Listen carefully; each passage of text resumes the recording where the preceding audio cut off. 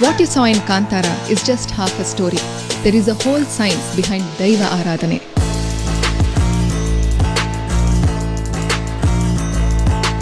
The culture was created understanding the phenomenal complexity of life. Some people may think these are superstitions, The more superstitious a person is, the more he is celebrating Kantara. while some are still benefiting from these rituals. People went only to their Kola Daiva. In some parts of India, both Hindus and Muslims follow the Daivas. Steve Jobs wanted this book to be given. For thousands of years, they maintained a genetic track in their own way. Look at this man as he's watching the movie's climax. When we went to take the blessings, the Daiva made a gesture like this. It is of a higher intelligence than you. The energy of the deity will enter into you, and that energy will do the upasana through you. So please watch this video till the end as we explore the science of Bhuto Kola. Bhuta means spirit and Kola means play or performance, which refers to the ancestral ritual which is still being practiced in coastal Karnataka or Tulunadu and also in Kerala. Bhuto Kola is not a typical dance performance meant for entertainment, nor a stage act done by professional actors. It is a complex set of rituals that are specific to the Bhuta or the Daiva being invoked. In the Vedic tradition, the word invoke is called avahanam. Avahanam samarpayami Shri Guru Charana Kamalebhyo Namaha. Some of you may have noticed that most Vedic ceremonies start by invoking a certain form of energy in a water pot called kalasha or through Agni or fire. During Bhuto Kola, a great variety of Daivas are invoked. And each Daiva has specific association with a particular community with a certain gene pool. Performers also traditionally belong to certain genetic lines which are strictly preserved even today, like Pampada, Nalike and Parava communities. Sadhguru has also shared some insight on similar lines. You know, you have heard of Kula Devatas. What this means is, it is calibrated in such a way, it'll recognize the genetic material of who you are. And it'll only work for you if you belong to that genetic material. If you're somebody else, it'll not work for you. In the Kola ritual, the ambience of light, sound and appearance is paid significant attention.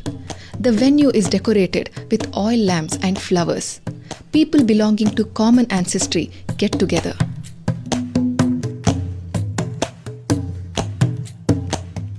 The Kola performer is also known as Patri. The performer is given a ceremonial oil bath to purify his body and to keep calm. Then the performer starts applying makeup using pastes from plant extracts which include haldi or turmeric. During this time, the female members of the family sing paddanas that narrate the story of the Daiva being invoked.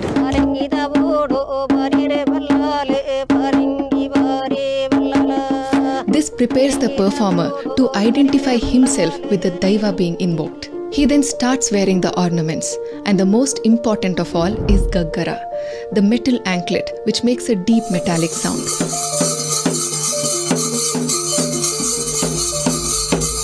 As he wears the gaggara, a small group of musicians start playing drums and wind instruments, and the Kola dancer starts tapping his feet to the rhythm of the beats, and he creates the needed ambience within him to invoke the specific Daiva.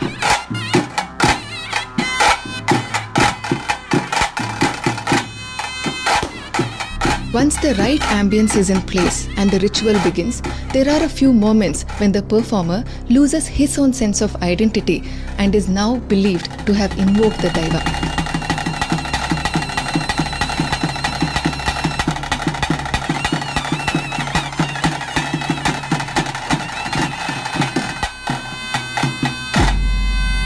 The attendees offer tender coconuts to calm down, and the Daiva addresses the host wanting to know the reason behind his invocation.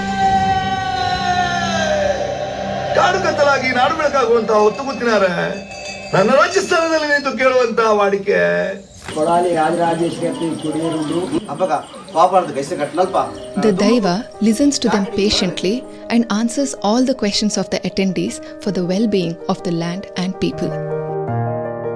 The attendees make offerings to the Daiva which include puffed rice, bananas and betel leaves. The Daiva receives these offerings and a part of these offerings are later distributed as prasadam. The movie Kantara is an excellent example of how a well-orchestrated play of music and lights can lead to certain experiences. Look at this man as he's watching the movie's climax. It is not for us to judge what he is going through, but it seems like the music and lights are playing a key role in adding to his experience for Bhuto Kola in the movie theatre. Historical evidences are available to prove that Bhuto Kola was utilized even by the Tuluva kings of the great Vijayanagara Empire. Famous pilgrimage center Dharmasthala has shrines dedicated to Dharma Devas. Well-known actresses such as Anushka Shetty and Shilpa Shetty have also attended the Bhuto Kola rituals. In India, these rituals are largely practiced with austerity and necessary sense of devotion. And if you ever get a chance to participate, do your research and then be a part of it. This ritual is not only practiced in India, but also in many parts of the world in different forms since ancient times. The Balinese sacred dance called Sangyang, the Javanese trance dance, and many countries in Africa have their own rituals. Here in India, these rituals are not limited to just Hindu communities. In fact, deities such as Alibhuta in the shrines of Kasaragod district, Kerala, both Hindus and Muslim communities follow these rituals. From ancient times, such rituals have been a part of communities, especially the ones living close to nature. Only those who have experienced the benefits of these rituals are the people who have preserved these ancient sciences even today. The movie Kantara has done an excellent display of art to show man's longing to stay connected to nature through these rituals. Through this video, I would like to share my experience of this ritual. When I was 19 years old, my parents took me along to a Bhuto Kola ritual in Coorg. When we went to take the blessings, the Daiva made a gesture like this. It seemed something like he was asking about children. My parents pointed at me as I was there.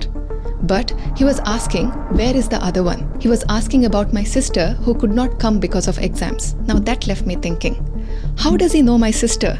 He had no idea about our background or where we came from.